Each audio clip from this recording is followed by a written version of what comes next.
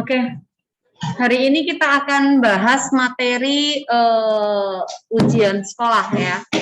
Ujian sekolah seperti dikatakan tadi oleh kepala sekolah bahwa jumlah soal itu ada 3 nomor isai ya. Nah, 3 nomor isai itu yang pertama itu parabol. Kemudian yang kedua itu adalah materi kelas 2. Materi kelas 2 itu adalah termodinamika, jadi masuk di mesin Carnot ya. Mesin Carnot. Kemudian materi kelas 3 itu adalah relativitas. Ibu ambilkan relativitas ya. Supaya kalian bisa dapat nilai full semuanya ini 3 nomor ini ya.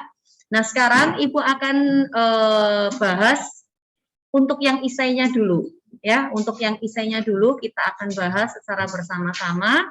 Jadi yang pertama kita akan bahas tentang parabol ya. Parabol kita ingat kembali tentang parabol ya. Kalau parabol punya jadi untuk yang seperti ini ya.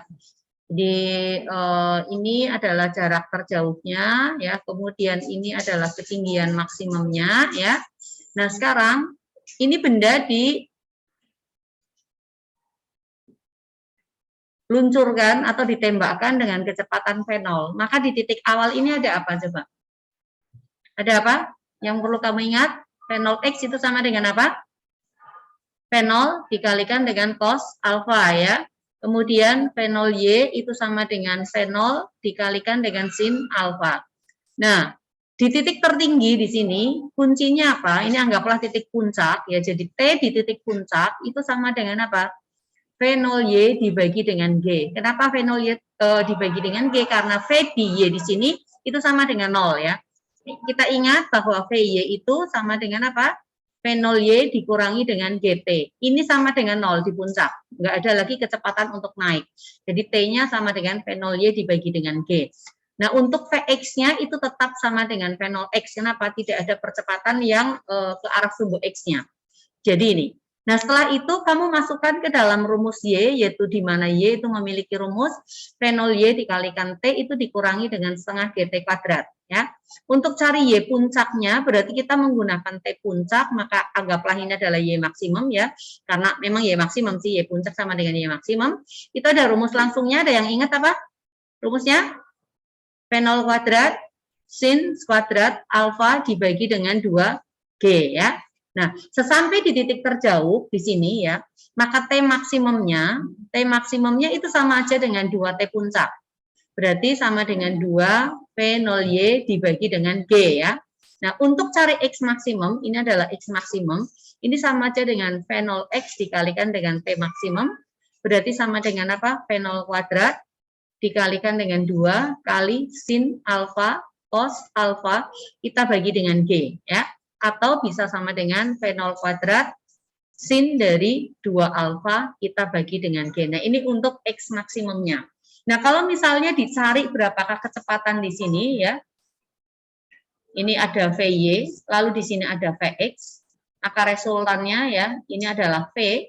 Maka V-nya itu akan sama dengan akar dari Vx kuadrat ditambah dengan Vy kuadrat. Kalau ditanyakan berapakah tetanya, maka teta akan sama dengan tangen min 1 atau inverse tangen daripada Vy dibagi dengan Vx. Nah, ini untuk yang biasa ya, untuk yang biasa. Nah, sekarang bagaimana kalau misalnya ya, ini ada dari atas gedung ya, ditembakkan atau diluncurkan sebuah benda dengan kecepatan di sini adalah V0. Lintasannya akan berbentuk lintasan apa? Begini ya, hiperbol ya. Nah, ini adalah X jaraknya, lalu ini adalah ketinggian awalnya. Ini adalah ketinggian awal, atau kita sebut H0 boleh, nggak apa-apa. Ini H0, lalu di sini adalah X-nya. Nah, waktu untuk tiba sampai di sini, itu T-nya, itu kita menggunakan rumus GLBB, yaitu akar dari apa? 2H dibagi dengan G ya, akar 2H per G. Ibu buka masker ya, setengah mati. Nah, setelah itu untuk mencari X ya, maka X-nya akan sama dengan apa? V0 dikalikan dengan time. Jadi langsung aja ya. Mau langsung tulis fenol dikalikan akar dari 2H per G juga nggak ada masalah, itu X-nya. Nah, kalau misalnya kecepatan di titik tertentu, yaitu di sini berarti ada Vx, kemudian di sini ada Vy. Vx-nya ini akan sama dengan apa? Vx akan sama dengan V0, kemudian Vy-nya itu akan sama dengan min GT. Kenapa? Oh, sorry, bukan min GT ya. Ke bawah ini dipercepat ya, berarti sama aja dengan GT ya. Sama dengan G dikalikan T, karena V0-nya itu adalah 0, ya, V0 Y-nya 0, berarti ini. Nah, untuk cari V-nya, maka tetap kita menggunakan Pitagoras lagi, yaitu Vx kuadrat ditambah dengan Vy kuadrat, ya. Nah, theta ya tetap sama, ya, theta tetap kita gunakan apa? Inverse daripada tangen daripada Vy dibagi dengan Vx, oke ya. Nah, sekarang bagaimana kalau dilemparkan atau ditembakkan dari atas gedung, seperti ini, tetapi membentuk sudut. Ya, membentuk sudut. Nah, ini yang agak ribet dikit. Ya, membentuk sudut. Ini kecepatan awalnya ini adalah V0 ya. Sudut yang dibentuknya misalnya di sini adalah alfa gitu. Ya, ini sudutnya ini adalah alfa. Nah, maka lintasannya akan seperti ini. Ya, ini lintasannya. Ya, di sini adalah X maksimumnya atau X-nya ya. Ini X maksimumnya. Nah, untuk sampai di titik puncak, ini T puncaknya tetap sama aja dengan V0Y dibagi dengan G. Tetapi dari puncak ke sini itu bukan lagi V0Y per G lagi. Sebutlah ini adalah T aksen. Kalau ketinggiannya ini kita sebut dengan ketinggian maksimum, ya. Jadi ini adalah YM. Di sini adalah ketinggian awalnya itu adalah H0 gitu ya. Ini adalah HO, ketinggian awal. Maka YM-nya ya, itu akan sama dengan apa? YM akan sama dengan H0 ditambah dengan V0 kuadrat sin kuadrat alfa dibagi dengan 2G ya, dibagi dengan 2G. Nah, ini rumus untuk yang mencari Y puncaknya tadi. Y puncak artinya dari gedungnya ya, ketinggian tertinggi dari gedung itu Y puncaknya. Nah, T aksennya ini kita menggunakan rumus GLBB dari Y maksimum. Maka T-nya ini sama dengan akar dari 2Y maksimum dibagi dengan G. Nah, T maksimumnya sesampai di sini, maka TM-nya itu akan sama dengan T puncak ditambah dengan T aksen. Ya. Nah, X maksimum itu akan sama dengan V0X dikalikan dengan T maksimum. Ini kalau kita mencari jaraknya. Ya. Jadi 3 poin ini, nah, kamu harus bisa nanti coba kamu menggunakan angka sendiri, ketinggian gedungnya berapa, kemudian V0-nya berapa, alfanya berapa, mencari XM-nya atau mencari YM ya, berkisar di situ. Itu satu nomor tentang gerak parabol ya. Nah, sekarang berikutnya tentang termodinamika masuk di dalam mesin Carnot, ini soal Kisai yang kedua ya. Ini. Nah, di sini adalah V-nya, lalu di sini adalah tekanannya. Tekanan ini dalam Newton per meter persegi, kemudian V-nya ini bukan V volume ya, tetapi bukan V kecepatan, tetapi V volume di sini ini dalam meter pangkat 3 ya. Nah, untuk siklus Carnot, mesin Carnot gambarannya itu seperti ini. Masih ingat nggak ini? Pelajaran kelas berapa ini? Kelas 11 ya. Ini suhunya adalah T1 reservoir tinggi, yang ini adalah suhunya T2 itu untuk reservoir rendah ya. Nah, seperti ini. Anggaplah siklusnya dari A ke B ke C kemudian sampai di D. Nah, ada kalor yang diserap yang masuk ke sini ya. Ini kalor yang diserap. Kalor yang diserap ini adalah Q1. Kemudian ada kalor yang dibuang atau dilepaskan. Nah, kalor yang dilepaskan atau dibuang itu adalah Q2. Mesin ini melakukan usaha sebesar B. Ada kekekalan energi di sini, berarti Q1 akan sama dengan B ditambah dengan Q2. Nah, efisiensi daripada mesin, ya, efisiensi mesin, itu kan usaha yang dilakukan dibandingkan dengan kalor yang masuk, ya. Ingat itu kalau trafo. Trafo itu daya keluaran dibagi dengan daya masukan itu adalah efisiensi daripada trafo. Di sini sama ya. Berarti efisiensinya ini sama aja dengan B dibagi dengan Q1. Kalau kita melihat dari Q1 sama dengan W tambah Q2, maka W-nya berarti Q1 dikurangi dengan Q2. Maka rumus efisiensi ini juga boleh berubah menjadi 1 dikurangi dengan Q2 dibanding dengan Q1. Nah, besarnya Q2 dengan besarnya Q1 itu berbanding lurus dengan suhunya. Maka efisiensinya juga dirumuskan sama dengan 1 dikurangi apa? Ada yang ingat? T2 dibagi dengan T1. Suhu reservoir rendah dibagi suhu reservoir tinggi. Nah, suhunya ini harus dalam apa? Suhu mutlak dalam apa? Dalam Kelvin ya. Ingat ya, harus dalam Kelvin, jangan tetap dalam derajat Celcius. Nah, sekarang misalnya ada suatu mesin Carnot nih ya. Suatu mesin Carnot memiliki efisiensi misalnya sama dengan berapa? Sebut angka coba.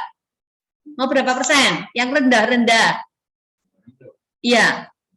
20%. Oke, 20%. Ini pada suhu reservoir tingginya yang pertama mau berapa Kelvin? Ratusan. Hah? Sebut angka aja kok susah banget. 200 Kelvin. Oke, 200 Kelvin. Nah, sekarang kita ingin mengubah efisiensinya ini supaya menjadi lebih tinggi. Ya, jadi lebih efisien. Kamu mau menaikkan menjadi berapa efisiensinya? Di atas 50 lah kalau ya. Sebut angka aja, nggak apa-apa. Mau berapa? Hah? 80? Oke, 80%. Nah, kita sebut berarti ini adalah eta 1, yang ini adalah eta 2. Lalu yang jadi pertanyaan, T1-nya ini harus dinaikkan sampai berapa derajat? Gimana cara ngubahnya? Tadi rumus efisiensi itu sama dengan apa? 1 dikurangi dengan T2 dibagi dengan T1 kan? Jadi kalau kita sebut aja ini efisiensi 1 boleh dong, nggak apa-apa ya. Nah sekarang suhu reservoir rendahnya berarti tidak berubah kalau suhu reservoir tingginya yang dirubah untuk menaikkan efisiensinya. Maka rumus ini kita jadikan T2 per T1 menjadi sama dengan apa? Kalau eta 1 sama dengan 1 dikurangi T2 per T1, maka T2 per T1 ini pindah sini, ini pindah sana. Jadi apa? 1 dikurangi dengan eta 1. Maka T2 sama dengan apa? Ayo, belajar meramu rumus nih. Kali T1, oke, Cliff, thank you ya. Nah, sekarang kita masukkan ke dalam rumus yang kedua, yang berikutnya, yaitu untuk yang efisiensi yang kedua. Ini yang efisiensi kedua minta 80% tuh. Eta 2, itu berarti 1 dikurangi dengan T2, suhunya harus berubah menjadi apa? T1 aksen. Sama, kita rubah lagi seperti ini. Maka T2 dibagi dengan T1 aksen akan sama dengan 1 dikurangi dengan eta 2. Kalau gitu, maka T1 aksennya sama dengan apa? Tukar tempat nih ya. Ini naik, ini turun. Berarti T2 dibagi 1 dikurangi dengan eta 2. Nah, T2-nya tadi kita udah dapat nih. T2-nya ini ya.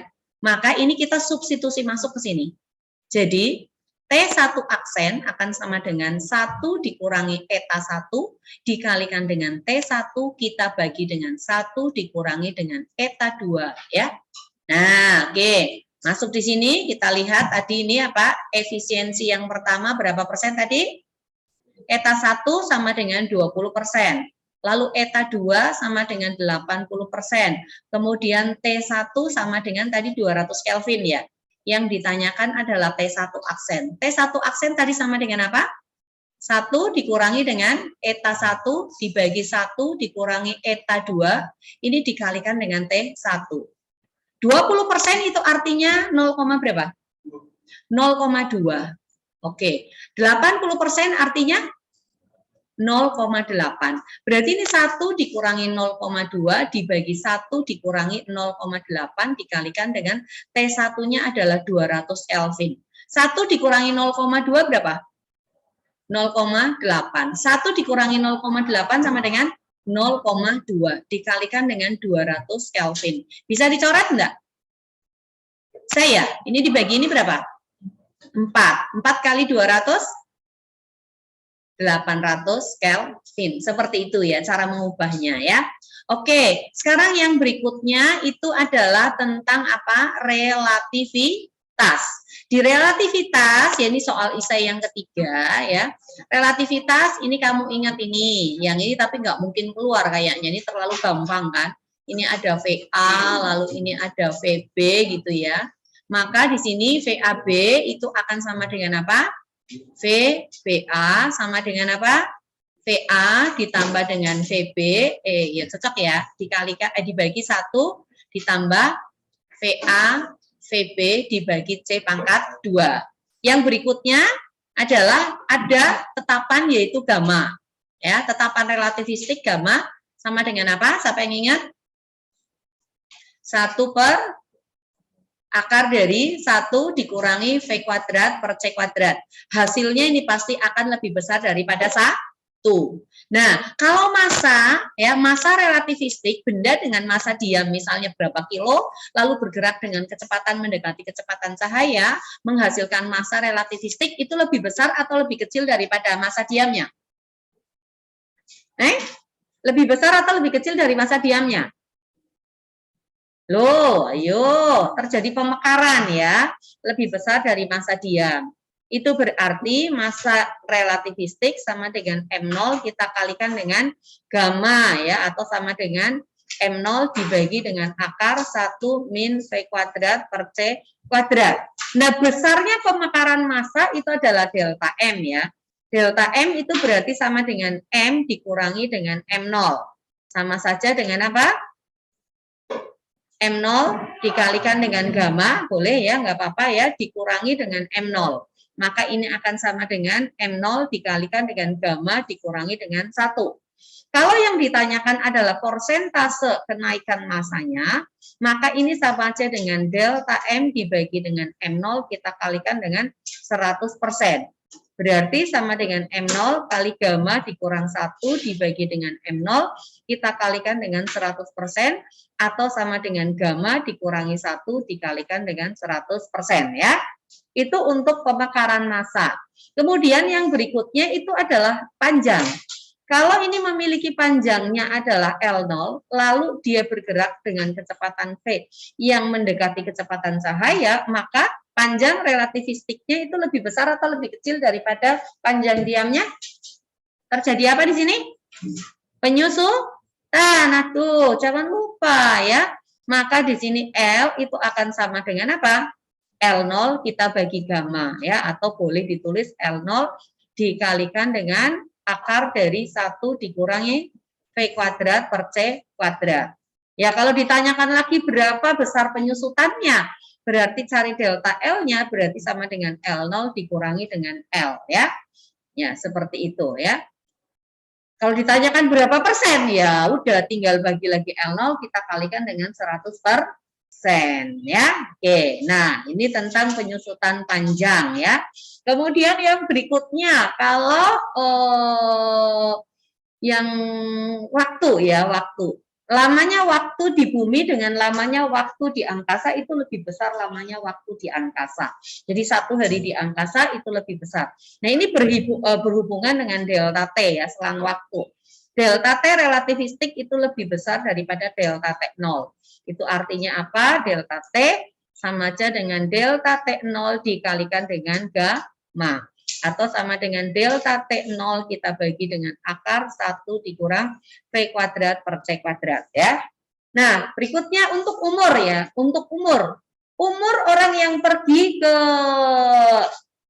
luar angkasa itu lebih sedikit dibandingkan umur yang ada di bumi. Artinya apa? Di bumi lebih cepat tua, yang di angkasa itu kurang cepat tuanya atau masih muda aja gitu ya. Kalau yang di bumi sudah bertambah 20 tahun, maka yang di angkasa mungkin baru bertambah 8 tahun atau 10 tahun tergantung berapa kecepatannya pesawat ulang-alik yang digunakan. Jadi kalau waktu relativistik itu lebih kecil daripada waktu diamnya ya, umurnya ini ya. Jadi T ini akan sama dengan apa? T0 kita bagi dengan gamma. Atau sama saja dengan T0 dikalikan dengan akar 1 dikurangi V kuadrat per C kuadrat. Nah ini adalah soal-soal 3 soal isainya ya. Jadi Ibu berharap kalian 3 soal isai ini bisa kerja dengan baik. Supaya apa? Sudah dapat poin 30 poin ya. Oke? Ada pertanyaan sampai di sini? Soal nomor 1 itu tentang pengukuran. Ya, membaca alat ukur apakah itu jangka sorong ataukah itu mikrometer scope. Itu ya. Nah, yang perlu kamu ingat juga ini ya, tingkat ketelitiannya. Untuk yang jangka sorong, tingkat ketelitiannya 0,005 cm ya. Kalau yang mikrometer scope 0,005 tetapi dalam milimeter. Yang jelas ini akan muncul ini satu soal ya, tentang jangka sorong atau mikrometer scope. Nah, kayak yang ini nih. Ini ada soal nih di sini ya. Ada soal di sini, coba kamu baca berapakah pembacaan skalanya. Ini yang kita baca sebelum 0 nih. Berarti ini 1, berapa? 1,2. Lalu yang paling lurus itu adalah ini. Garis yang keempat dari 10 garis. Kamu tambahkan aja di sini angka 4, karena ini nilainya adalah 0,04 gitu ya. Nah ini kan untuk hasil pengukuran panjangnya. Lalu lebar platnya adalah ini. Jadi kalau yang ditanyakan adalah luasnya, maka ini 1,24 dikalikan dengan 17 cm per segi. Nanti kamu hitung sendiri. Yang penting kamu tahu cara bacanya ya. Itu untuk jangka sorong ya. Oke, kalau mikrometer scope ya gampang ya. Kalau mikrometer scope, siapa yang masih ingat? Ada yang masih ingat enggak? Bagaimana caranya membaca mikrometer scope? Itu kuncinya adalah ini ya. Nah, sebelum garis ini, misalnya di sini adalah 0, setengah, 1, 2, 3, 4, ada di sini. Maka yang kita baca ini 0, 1, 2, 3, 4. Berarti ini adalah 4,50 ya, atau 4,5. Lalu misalnya di sini ada angka 20, lalu di sini ada angka 25. Seperti ini. Berarti yang kita baca ini dari bawah, bukan dari atas loh ya. Nah, berarti 20 berapa ini? 22. Ini 0,22. Tinggal ditambahkan nih. 4,50 ditambah 0,22. Berarti 4,72. Seperti itu cara membaca mikrometer stroke. Ya. Oke, itu soal yang pertama ya, tentang pengukuran mikrometer stroke atau jangka sorong ya. Lalu yang kedua itu adalah vektor, yaitu resultan vektor ini ya. Resultan vektor kita langsung aja ke bagian ini ya. Di bagian ini ada latihan soalnya nih ya, ada latihan soalnya. Sekarang apa yang harus kita lakukan dengan F3 dan F1? Diproyeksikan ke sumbu X. Berarti ini akan jadi F3X. Nilainya F3X berapa di sini? Ini sudutnya 30 derajat. Cos atau sin? Cos. Cos 30 berapa? 0, setengah, setengah akar 2, setengah akar 3, 1. 0, 30 derajat. Berapa? 5 jarimu jangan lupa loh ya. 5 jarimu jangan sampai lupa ya. Oke. Ingat ini ya. Ingat 5 jari, 0, setengah, setengah akar 2, setengah akar 3, 1. Sin itu dari ibu jari, ya, dari ibu jari, sin 0, 30, 45, 60, 90. Kalau cos dari jari kelingking, 0, 30, 45, 60, 90. Berarti di sini, ini nilai jari manisnya berapa? Setengah akar 3, oke. Sekarang 30 dikalikan setengah akar 3, berapa? 15 akar 3, oke. Nah, sekarang berikutnya kita cari yang F3X-nya nih. F3X, F3Y-nya jadi berapa? Kali setengah, sin 30, 0, 30 derajat. Berarti ini ya. Maka sama dengan berapa? 15. Kemudian sekarang untuk yang F2-nya, F1-nya nih. F1-nya kita uraikan juga. Sudutnya juga 30 derajat. Ya, berarti cos. Setengah akar 3 dikalikan dengan 30 berarti berapa? 15 akar 3 ya. Nah, kemudian yang ke sumbu Y sama ya besarnya ya, 15 juga. Nah, sekarang yang ke kanan 15 akar 3, ke kiri 15 akar 3. Maka yang resultan di sumbu X-nya sama dengan berapa? 0 ya, karena positif negatif ya, besarnya sama. Lalu FY-nya berapa? Ingat ada ini, ada F2 juga. Berarti 40. Jadi resultannya itu kan kita menggunakan akar dari Fx kuadrat ditambah dengan Fy kuadrat ya. Oke ya, ingat ya. Nah, berarti Fx-nya 0, Fy pangkat 2 diakar lagi sama aja dengan Fy 40 ya. Oke. Kalau ditanyakan nanti sudutnya, arahnya berarti theta sama dengan apa? Tangen min 1 dari Ry atau Fy boleh dibagi dengan Fx ya. Itu kalau cari sudutnya. Kalau sudah gambarnya seperti ini, resultan X-nya 0, lalu ditanyakan arahnya, ya arahnya berarti sama dengan 90 derajat. Ini berarti 40 Newton searah dengan siapa? Dengan F2. Oke, bisa ya? Jadi ini soal nomor 2. Oke. Nah, sekarang kita lihat berikutnya adalah materi yang ketiga. Materi yang ketiga itu tentang gerak parabol ya. Gerak lurus berubah beraturan ya. Gerak lurus berubah beraturan. GLBB kamu perlu ingat ini rumusnya ya. Rumus apa ini? VT sama dengan V0 ditambah AT, S sama dengan V0 kali T tambah setengah AT kuadrat, VT sama dengan V0 kuadrat ditambah 2AS, lalu ada satu rumus lagi apa? 2S per time sama dengan V0 ditambah dengan VT ya, ingat ini. Nah, di GLBB nanti misalnya kalian dihadapkan dengan sebuah grafik seperti ini, lalu kalian diminta mencari berapakah jarak yang ditempuh. Ya, saya ini gini, lalu ini seperti ini. Ya, gambarnya misalnya seperti ini. Ya, di sini 2, kemudian pagi ini 5, ini 6, ini 7. Oke. Ya. Sekarang kalau kalian dihadapkan dengan grafik seperti ini, lalu kalian diminta mencari berapakah jarak yang ditempuh. Kalian berarti perlu apa? Mencari luas penampangnya atau luas bangun datarnya ini ya. Tergantung nanti yang ditanyakan. Kalau 7 detik pertama berarti luas 1 ditambah dengan luas 2. Kalau misalnya 2 detik terakhir berarti luas 3 ditambah dengan luas 4. Tapi tergantung soalnya nanti seperti apa, apakah akan keluar yang ini ataukah kita menggunakan ini rumus-rumus dalam bentuk soal cerita, kita nggak tahu ya, ataukah benda itu jatuh bebas atau bergerak vertikal ya. Nah, yang jelas GLBB keluar 1 nomor ya. Nah, sekarang berikutnya nih, gerak melingkarnya yang keluar adalah hubungan roda-roda. Ya, nanti kamu cari-cari soal tentang hubungan roda-roda ya. Nah, hubungan roda-roda yang perlu kamu ingat ini aja yang dihafalin. Kalau satu pusat itu kecepatan sudutnya yang sama. Berarti yang bersinggungan sama yang berhubungan dengan dipakai rantai itu kecepatannya yang sama ya. Hanya perlu ingat apa?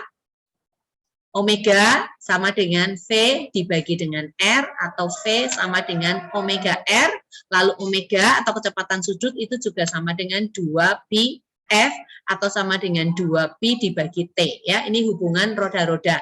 Itu soal yang nomor berikutnya. Nomor berapa itu? 4. Oke. Nah, ini ada soal nih ya. Sebuah mobil melaju dengan kecepatan 20 meter per sekon. Berarti apa itu? Kecepatan awal V0 ya, berbicara lah supaya Ibu enggak bicara sendiri ya. Kemudian ada polisi tidur di depannya, dia menginjak rem dan berhenti. Apa artinya berhenti? VT sama dengan 0, thank you please, sama dengan 0. Dalam waktu 5 sekon, berarti T-nya sama dengan 5 sekon ya. Nah, yang ditanyakan berapa jarak yang ditempuh, pakai rumus yang mana ini? S yang disanya. Kita pakai apa tadi? Ada 2S per T ya. 2S per T sama dengan apa? V0 ditambah dengan VT. Berarti S sama dengan T per 2 dikalikan dengan V0 ditambah dengan VT. T per 2 berarti 5 per 2. V0 ditambah VT, VT-nya 0 berarti 20 dibagi 2, 10 ya. 10 kali 5 berapa? 50 meter. Piti-piti. Nih. Gampang sekali ini soal ya. Ya, ini gerak melingkar, tapi yang keluar kan hubungan roda-roda ya, hubungan roda-roda. Ya, yang berikutnya tentang Newton ya, hukum Newton, kinematika Newton, dinamika Newton, pakai gaya gesekan ya. Nah, pakai gaya gesekan ini kalau ada soal seperti ini itu gampang sekali ya. Gampang sekali, yang jelas A itu sama dengan apa? Sigma F dibagi dengan M ya. Sigma F itu adalah gaya-gaya resultannya. Nah ini kalau hanya 2 buah seperti ini masanya yang A 2 kilo, B 3 kilo. Ini berarti lebih berat ya. Di sini adalah WA, yang ini adalah WB, di mana WB lebih besar daripada WA. Berarti B-nya turun, A-nya naik. Maka untuk cari percepatan di sini sama dengan berapa? Halo? MB dikurangi dengan MA dibagi dengan MB ditambah dengan MA, kita kalikan gravitasi. Carilah percepatannya dulu, jangan ngapalin rumus tegangan tali. Gampang itu, ya. Cari percepatan, rumus percepatan kamu hafal. Selisih massa dibagi jumlah massa. 3 dikurangi 1, dikurangi 2, berapa? 1, 3 ditambah 2, 5. Berarti 1/5 kali 10, sama dengan 2 meter per sekon kuadrat. Nah, untuk cari tegangan tali ya gampang. Ini kan T-nya ke atas, berarti ini positif, ini negatif. Maka T dikurangi dengan WA, ini akan sama dengan MA dikalikan dengan A, akselerasinya ya. Berarti T-nya sama aja dengan MA dikalikan A ditambah dengan G. A-nya 2, G-nya 10, ditambah berapa? 12. 12 dikalikan dengan 2, berarti 20 ampere. Selesai ya. Oke. Nah itu kalau tidak diperhitungkan massa katrolnya. Tetapi kalau diperhitungkan massa katrolnya gimana? Rumusnya gimana? Yuk. Oke ya, sekarang kita lihat ini ya. Nah, yang keluar tidak sesimpel itulah ya, tidak sesimpel itu ya. Misalnya ada 2 buah benda gitu ya, misalnya aja. Lalu benda yang satu ada di sini nih. Kemudian ini dihubungkan dengan sebuah katrol, jadi ada katrol di sini, lalu ada benda lainnya lagi di sini ya, ada benda lainnya lagi. Ini katrolnya dihubungkan dengan tali gini ya. Oke, ini digantung di sini, berarti oke. Ya, seperti ini. Sebutlah ini adalah M1, lalu di sini ada M2. Ada gesekan deh ya, berarti ini ada gaya gesekan, ada F. Nggak mungkin kan ini bergerak ke kiri ya, pasti ini akan turun, yang ini akan ke kanan. Massa katrolnya itu adalah M. Nah, untuk mencari A, percepatannya ini adalah ada W ya di sini ya. Ini ada W2 berarti maka A-nya ini sama aja dengan sigma F dibagi dengan sigma M ya. Sigma M ini ditambah dengan K dikalikan dengan M katrol ya.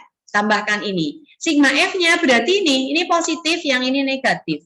Maka ini sama dengan W2 dikurangi gesekan dibagi dengan M1 ditambah M2, ini ditambah K dikalikan dengan M katrol. Nah, K ini apa? Itu adalah koefisien daripada momen inersia. Kita punya rumus I itu sama dengan KMR kuadrat. KMR kuadrat. Inilah ya, jadi kalau misalnya ini adalah silinder ya, pejal misalnya, dengan momen inersia 1/2 mr kuadrat, berarti K-nya ini, maka K sama dengan 1/2, seperti itu. Nah kalau misalnya massa katrol tidak diperhitungkan ya, kamu tinggal coret aja ini, nggak perlu pakai ini ya, jadi ngapalinya yang ini gitu. Nah kalau yang dicari tegangan tali ya gampang, tinggal kamu gambarkan, oh ini tegangan talinya, ini W2-nya berarti positif, ini negatif. Maka apa? W2 dikurangi T sama dengan M2A. Atau T-nya sama dengan W2 dikurangi dengan M2A. Atau bisa juga langsung M2 dikalikan apa? G dikurangi dengan A. Ya, ini rumus-rumus mat itu seperti ini ya. Ini untuk cari tegangan talinya. Oke? Bisa ya? Ya, terus kalau bidangnya misalnya bidang miring gimana? Misalnya ini, bendanya ada di sini.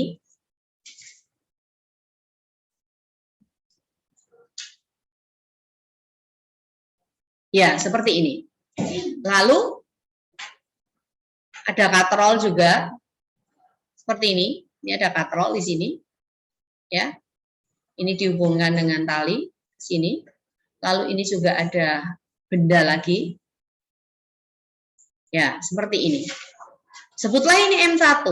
Yang perlu kamu ingat, yang sejajar dengan bidang miring menuruni bidang miring ini adalah M1G dikalikan dengan sin alfa.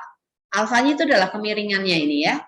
Lalu gaya normalnya ya, normalnya itu ke sana, itu sama aja dengan apa? Ini normalnya sama aja dengan MG dikalikan dengan cos alfa ya. Nah, lalu di sini ada apa? Ada W2. Kalau misalnya ini bergerak naik lalu ini bergerak turun, berarti ada gesekan ke sini. Ya kan? Maka A-nya akan sama dengan sigma F dibagi dengan sigma M ditambah dengan K dikalikan dengan M katrol ya. Jadi sigma F-nya berarti ini positif, ini negatif, ini negatif. Jadi berarti ini sama dengan W2 dikurangi apa? M1G sin alfa dikurangi dengan gesekan pertama, kita bagi dengan M1 tambah M2 dikalikan ditambah dengan K dikalikan dengan M daripada katrol ya. Seperti itu ya. Bisa ya? Kalau cari tegangan tali kan gampang lagi. Kamu cari yang gayanya paling sedikit. Oh, ini T-nya. Berarti nanti T akan sama aja dengan apa? M2 dikalikan dengan G dikurangi dengan A ya. Oke. Selesai sampai sini. Sekarang kita akan lihat materi yang berikutnya. Oke ya. Jadi ini ya. Torsi ya. Torsi juga keluar ya. Torsi keluar 1 nomor. Titik berat keluar 1 nomor ya. Torsi yang perlu kamu ingat apa?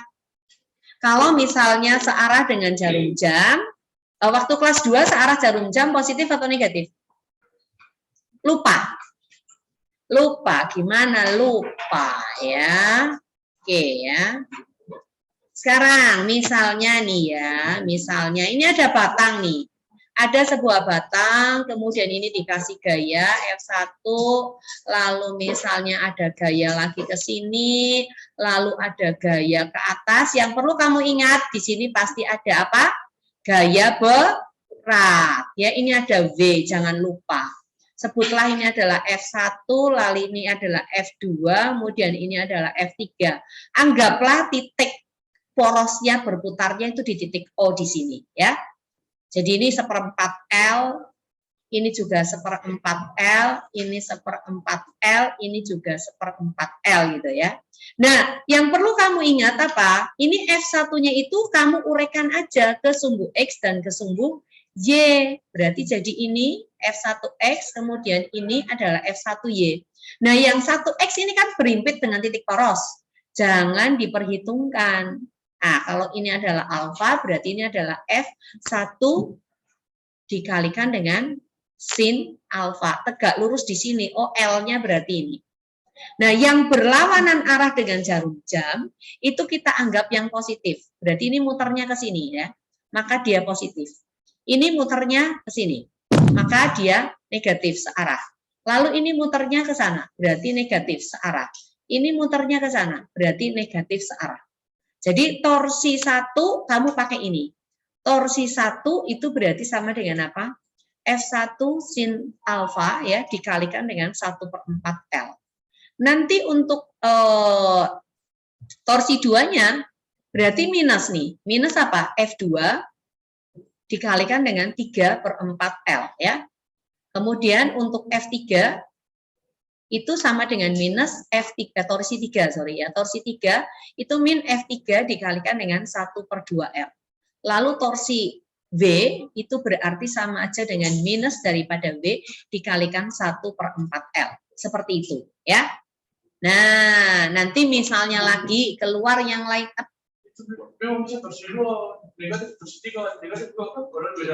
Apa? Ini torsi 3 ada di sini. Sorry. Ini berlawanan arah. Oh ya, thank you, positif ya ini ya. Berlawanan arah berarti W-nya juga positif ini ya. Oke, terima kasih koreksinya ya. Nah, berarti dia konsentrasi itu ya. Itu seharusnya ini positif juga ya. Berlawanan arah dengan jarum jam itu positif, kalau searah jarum jam itu yang negatif. Tetapi tidak menutup kemungkinan kamu mau menganggap yang searah dengan jarum jam positif, yang berlawanan negatif nggak ada masalah. Karena negatif positif itu hanya untuk menunjukkan arahnya aja ya. Apakah dia searah jarum jam atau berlawanan arah dengan jarum jam. Oke, bisa ya? Nah, sekarang misalnya kalau misalnya lagi ada sebuah tangga gitu ya, yang berdiri, nggak bisa pakai ini. Ya, misalnya ada tangga nih.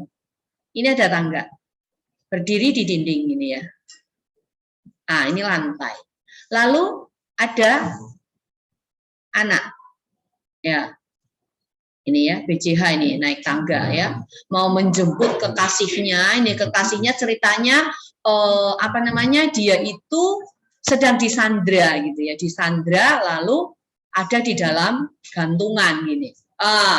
BCH ini kan ambil tangga nih ya, ceritanya ambil tangga ya, ambil tangga ke sana lalu naik. Woi, takut sekali nih kalau saya tergelincir nanti dia tergantung bisa mati nih ya, karena BCH tidak bisa terbang gitu ya. Nah, akhirnya apa? Persis sampai di titik ini, tangganya itu tepat akan tergelincir. Jadi, kalau dia melangkah satu langkah saja, tangga tergelincir, berarti pacarnya ini akan berpulang ya. Berpulang kemana? Ke rumah Bapak di surga gitu. Ya, jadi harus hati-hati. Nah, pertanyaannya ini, berapakah koefisien gesekan antara tangga dengan lantai kalau BCH sampai di sini itu tepat akan tergelincir? Nah, yang perlu kamu ingat apa? Ambillah 3 buah titik di sini. Titik A, kemudian misalnya ini titik B ada di sini, lalu titik C ada di sini. Tapi kita abaikan ini ya, abaikan yang ini ya. Nah, ini hanya untuk membangunkan BCH aja tadi ya. Nah, ingat apa? Ada W orang nih ya, ini ada W orang di sini. Tapi ingat juga ada W batang. Ya, kalian menggunakan apa? 3 kesetimbangan. Yang pertama adalah sigma Fx sama dengan 0, sigma Fy sama dengan 0, lalu sigma torsi sama dengan 0. Ambillah torsi di titik B ya, torsi B. Oke. Nah, ini ada normal ini ke sana. Ini adalah NA. Nah, dari sini NA-nya berarti sama aja dengan W orang ditambah dengan W batang. Karena sumbu Y itu hanya ada ini. Ada NA, ada W, ada W orang, ada W batang. Seperti itu. Jadi pakailah torsi di B ya. Pakai torsi di B. Ini torsi di B berarti semuanya kan 0. Gaya-gayanya apa ya? Di sini enggak usah diperhitungkan ya. Oke, pakai itu. Nah, untuk mencari lengan momennya gimana? Nah, ini tegak lurus di sini. Oh, ini berarti L orang. Lalu L ini tegak lurus di sini. Oh, ini berarti L batang. Ada gaya gesekan ini kalau tergelincir kan ke kanan. Berarti gesekannya ke kiri. Berarti ini udah langsung tegak lurus di sini ya. Maka di sini adalah L daripada gesekan. Yang ini langsung tegak lurus di sini berarti yang di sini adalah L daripada normal ya. L normal ini kalau tetanya di sini berarti ini pakai cos, yang ini pakai sin, ini pakai cos, ini pakai cos ya. Oke?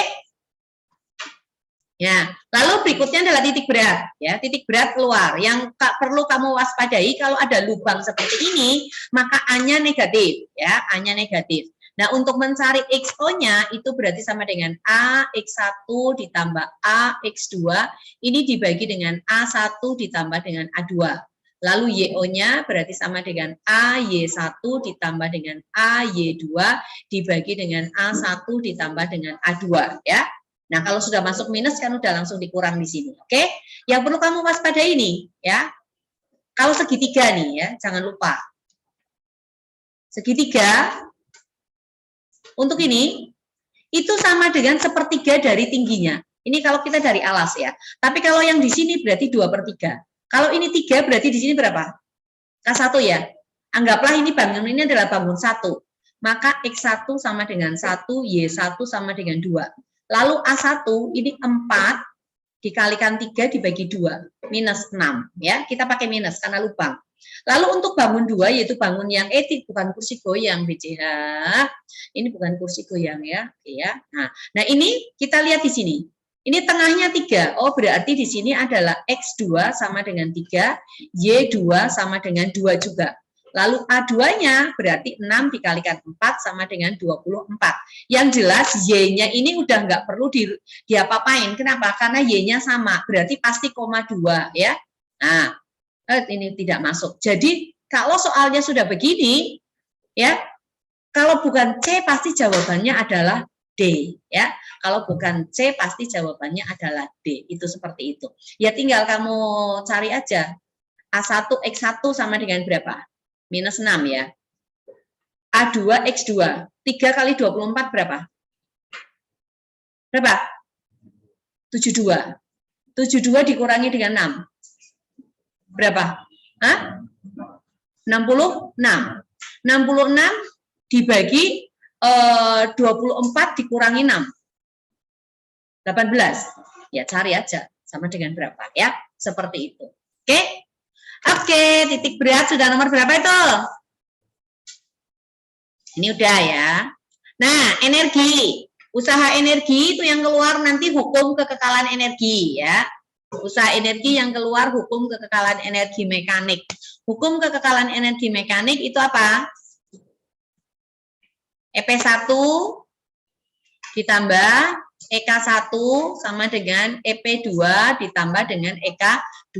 Misalnya ada benda seperti ini ya, jatuh dari ketinggian tertentu. Jadi misalnya ketinggiannya di sini adalah H. Sebutlah H1, Pak ya. Kemudian ketinggian bendanya ini yang berikutnya adalah H2 ya. H2.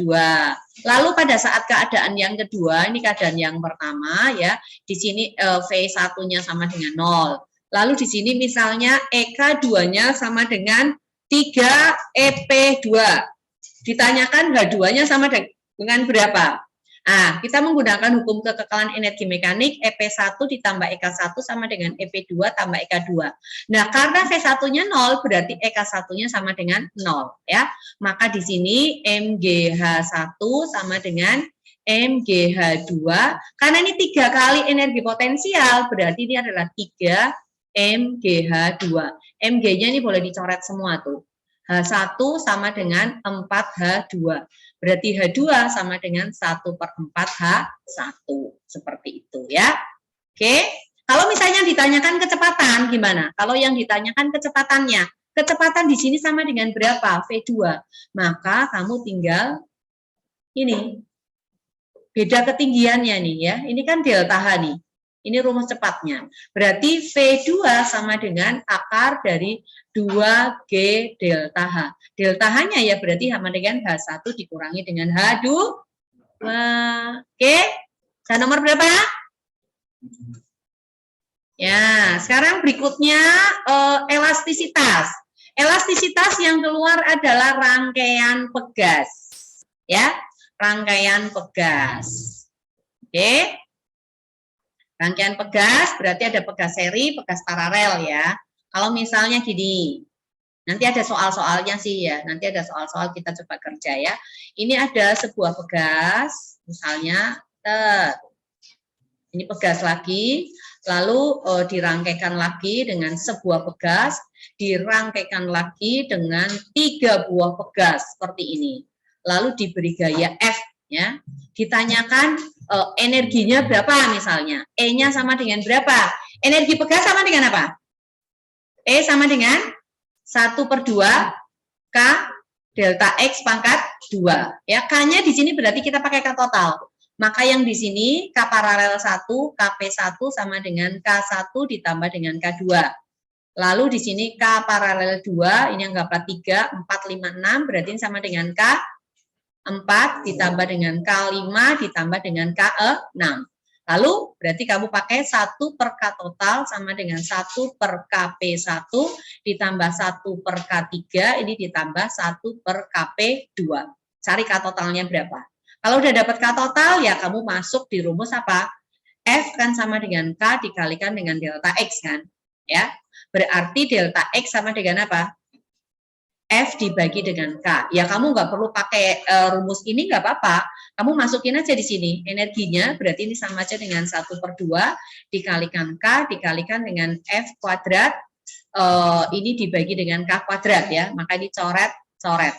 Jadi energinya yang sama dengan 1/2 K delta X kuadrat boleh juga jadi 1/2 F kuadrat per K. Boleh aja, nggak apa-apa ya. Oke? Oke. Next. Ini udah tadi ya, kekekalan energi yang keluar ya. Oke, momentum. Ya, kekekalan momentum keluar satu nomor ya. Nah, Ibu enggak suka ngapalin rumus ini karena biasa suka lupa tanda minusnya. Jadi Ibu lebih senang kalau kita menggunakan atau terserah sila kamu lah ya. Kita pakai ini aja.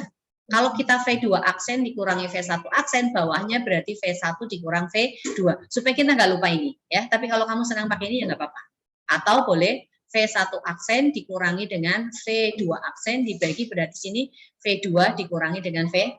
Itu E-nya ya. Oke ya. Nah, kalau lenting sempurna berarti E sama dengan 1. Lenting sebagian E sama dengan 0, ini yang paling gampang. Berarti V aksen sama dengan M1 V1 tambah M2 V2, ini dibagi dengan M1 ditambah dengan M2. Ini kalau E-nya sama dengan 0. Biasanya ya E-nya lenting sempurna, biasanya sih ya. Atau E-nya sama dengan 0,3, ya boleh aja, nggak apa-apa ya. Nah, bisa juga nanti misalnya yang mantul-mantul tuh ya, yang tul mantul-mantul gitu ya. Ini terus mantul di sini ya. Ini berarti hubungannya dengan H nih ya. Hubungannya dengan H. Yang perlu kamu ingat ya, V itu sama dengan akar dari 2GH ya. Yang ini juga H1, ini V1. Kalau V2-nya berarti sama dengan akar dari 2GH2. Seperti itu ya. Ya, satu nomor di momentum. Berikutnya,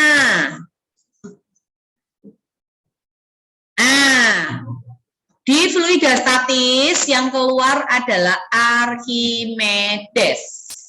Jadi Archimedes keluar ya.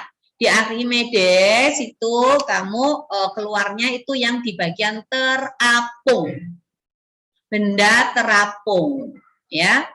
Benda terapung misalnya terapung di air seperti ini, tetapi ada lagi lapisannya, misalnya kita tambahin deh, ada minyak gitu ya.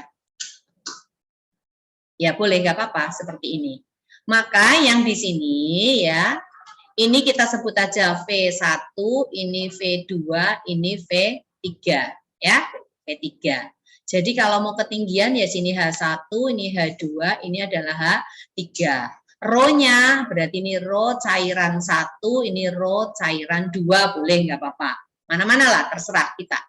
Ya, jadi kuncinya apa kalau begini? Berat benda di udara, V di udara, itu pada keadaan setimbang ya, itu sama aja dengan gaya ke atas. Gaya ke atasnya kan dialami oleh dua buah cairan ya. Nah, berarti di sini rho benda dikalikan V benda kali G sama dengan FA1, berarti ini kita pakai V2 ya. Maka di sini sama aja dengan rho dikalikan V cairan 1, ini rho cairan 1. V1-nya itu kita pakai V2 berarti ya di sini ya. Ini V2 dikalikan G ditambah dengan rho cairan 2 dikalikan V3 dikalikan G. G-nya boleh kamu coret. Berarti rho benda dikalikan V sama dengan rho cairan 1 kali V2 ditambah dengan rho cairan 2 dikalikan dengan V3. Tapi terserah ini kamu mau namainya apa, nggak ada masalah. Nah, A-nya kan semua sama. Jadi boleh juga ini jadi rho benda dikalikan H sama dengan rho cairan 1 dikalikan dengan H2 ditambah dengan rho cairan 2 dikalikan dengan H3 ya. Seperti itu ya. Oke? Archimedes keluar. Fluida dinamik. Ya, kamu ingat persamaan kontinuitas. Ya, bisa juga yang keluar adalah yang seperti ini, yang jelas kita menggunakan persamaan Bernoulli. Bisa juga ini ya, bisa juga ini untuk mencari V aksennya, atau mungkin yang ini ya. Atau mungkin dua-duanya, atau mungkin yang pesawat. Yang jelas kita menggunakan persamaan Bernoulli ya, persamaan Bernoulli. Oke. Nah, ini kalau seperti ini ya, kalau ada soal seperti ini berarti apa? V-nya ya, kecepatannya itu yang ini, itu kita menggunakan yang ini ya. H yang di atas dari permukaan. 2,05 dikurangi dengan 1,25 sama dengan 1,8 ya. Oke, maka V-nya berarti sama dengan akar dari 2GH. Jadi sama dengan akar 2 dikalikan dengan 10 dikalikan 1,8 sama dengan akar dari 16. 36 ya. Berarti sama dengan berapa? Nah, berarti kecepatannya 6 ya. Oke. Ayo cepetan, nanti enggak sampai waktunya ya. Oke. Color asas black yang keluar. Mencari suhu akhir campuran. Sama konduksi kalor ya. Konduksi kalor itu di logam-logam tuh ya. Logam-logam. Yang sambungan logam bisa 2, bisa 3. Oke ya, itu. Udah berapa nomor? Hah? Loh, enggak nyatet. Ya, lalu teori kinetik gas keluar 1 nomor ya. PV sama dengan nRT, ingat ya. 1 nomor keluar, kemudian mesin Carnot tadi udah ya. Nah, mesin Carnot, oke. Kemudian berikutnya adalah gelombang. Gelombang berjalan. Y sama dengan A sin omega T plus minus KX. Atau mungkin juga yang superposisi ya, stasioner ini ya, yang ujung tetap dan ujung bebas. Tapi ini 1 nomor keluar ya. 1 nomor keluar. Kemudian ini kalau contohnya yang ini ya, kamu ingat ini, berarti ini kita masukkan ke sini. Maka ini jadi Y sama dengan 0,08 sin dari 20 pt ditambah dengan 4 px ya. Dikali masuk ini ya, 20 bagi 5 kan 4. Nah, ini berarti omega, yang ini berarti K. Ingat omega sama dengan apa? 2 pf. K itu sama dengan 2 pi per lambda. Maka F sama aja dengan 20 pi dibagi dengan 2 pi. Oh, sama dengan 10 Hz. Berarti ini benar. Ya. Di sini lambda berarti sama dengan 2 pi per K. K-nya 4 pi. Berarti lambdanya sama dengan 1 per 2. Atau sama dengan 0,5. Oh, ini berarti benar. Lalu untuk cari V apa? F dikalikan lambda. Berarti sama dengan 10 kali 0,5 sama dengan 5. Ini juga benar. Ini apa? Amplitudonya. A-nya sama dengan 0,08 meter. Oh, berarti sama dengan 8 cm. Oh, ini juga benar. Maka 1, 2, 3, 4 benar. Ya. Oke. Terus yang berikutnya lagi ya. Manfaat gelombang elektromagnetik. Ya, manfaat gelombang elektromagnetik ya, manfaat gelombang elektromagnetik ini macam-macam ya. Nah, lalu berikutnya lagi optik fisis. Optik fisis itu keluar mikroskop. Kalau bukan mikroskop berarti teropong. Tapi kayaknya teropong terlalu gampang deh. Jadi keluarnya mikroskop aja ya. Mikroskop ya, kamu cari soal tentang mikroskop. Lalu yang berikutnya, mikroskop diajar tahu dah, kelas 2? Ya, ingat aja, untuk yang FOB, ya, untuk yang objektif punya, itu menggunakan rumus lensa biasa. Jadi untuk lensa objektif, itu S aksen sama dengan S dikalikan FOB dibagi S dikurangi dengan FOB. Kemudian M-nya ya tetap sama dengan min S aksen dibagi dengan SOK, ya. Kemudian untuk okuler, lensa okuler kalau tak berakomodasi ya, berarti MOK-nya itu akan sama dengan SN dibagi dengan FOK. Ya, SN dibagi FOK. Nanti perbesaran mikroskopnya sama dengan MOB dikalikan dengan MOK. Seperti itu ya. Ini objektif. Oke, itu ya. Seperti itu. Oke. Lalu difraksi cahaya keluar ya. Difraksi interferensi cahaya di sini keluar. Bisa keluar celah tunggal atau celah ganda atau kisi difraksi. Nah, untuk yang difraksi Ibu kasih clue ya sedikit. Kamu ngapalinnya ini aja. Ini habis terang ke pusat, itu kan pasti apa? Gelap 1, terang 1, dan seterusnya ya, berurutan. Jarak antara garis gelap dan garis terang yang berturutan itu sama dengan delta Y. Delta Y-nya itu sama dengan apa? L dikalikan lambda dibagi dengan 2D. Jadi kalau cari lambda berarti 2 delta Y kali D dibagi dengan L. L itu adalah jarak celah ke layar. Nah, D-nya kalau dalam kisi, ya maka D itu akan sama dengan 1/N. Jadi misalnya untuk kisi, N-nya sama dengan misalnya 200/cm, berarti jarak celahnya sama dengan 1 cm dibagi dengan 200. Seperti itu, ya. Oke. Itu keluar, ya. Sekarang yang berikutnya,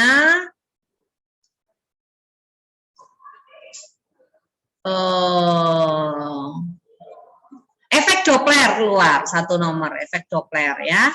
Efek Doppler, ingat kalau apa efek Doppler? Misalnya di sini ada pendengar, lalu ini ada sumber. Pendengar mendekati sumber, maka di sini VP-nya pakai plus. Sumber menjauhi pendengar, berarti VS sama dengan plus juga. Tetapi kalau pendengar menjauhi sumber, maka VP-nya minus. Lalu kalau sumber mendekati pendengar, berarti VS-nya minus. Ingat, FP sama dengan V plus minus VP dibagi dengan V plus minus VS dikalikan FS. Ini untuk mendekati, menjauhi, ya. Oke. Ini Doppler satu nomor. Taraf intensitas bunyi satu nomor. Ya, taraf intensitas bunyi. Satu nomor. Kemudian berikutnya hukum kolom satu nomor. Bisa yang keluar gaya kolom atau kuat medan listrik. Ya. Lalu yang berikutnya adalah GGL induksi juga keluar, ya. GGL induksi keluar, ya. Kemudian kapasitor, rangkaian kapasitor mungkin energinya yang dicari pada salah satu kapasitor, ya. Itu juga keluar. Kemudian hukum Kirchhoff 2, loop, ya. Yang pakai loop 1, loop 2 itu, ya. Mencari beda potensialkah atau apa. Oke? Kemudian berikutnya lagi adalah ini, induksi magnet. Bisa pada kawat lurus, bisa pada kawat melingkar atau melengkung, ya. Kemudian pada solenoida atau pada toroida, ya. Lalu gaya Lorentz keluar. Gaya Lorentz keluar, ya, gaya Lorentz. GGL induksi keluar. GGL induksi keluar, ya. Kemudian berikutnya lagi adalah rangkaian RLC. Rangkaian RLC. Lalu teori atom. Teori atom satu nomor keluar, ya. Kemudian efek Compton atau efek fotolistrik salah satunya itu keluar. Kemudian relativitas keluar. Kemudian berikutnya adalah reaksi inti atom. Itu energi inti atom keluar, waktu paruh juga keluar, ya. Satu-satu nomor. Manfaat radioisotop. Kayaknya ada keluar, ya. Terus tambah lagi satu, teknologi digital. Teknologi digital itu keluar, ya. Keluarnya itu untuk yang mengubah-ubah bilangan, misalnya dari biner ke desimal, desimal ke biner atau ke heksadesimal. Yang itu sih, ya, pasti bisa lah, ya. Oke, sampai di sini ada pertanyaan?